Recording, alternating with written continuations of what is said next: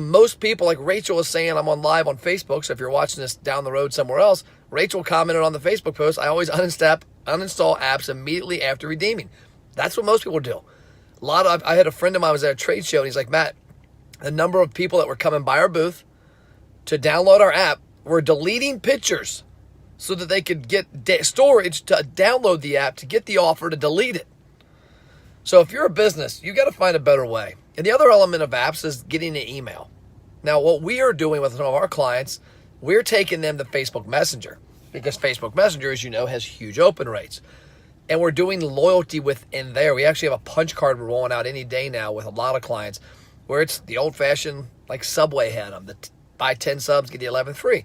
It's pretty simple. They come into your restaurant, they buy food, they scan a code, it pulls up the card. Great. How much did you spend today? Put the money in.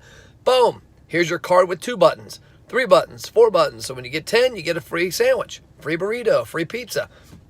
So they aren't going to uninstall Messenger. You know why?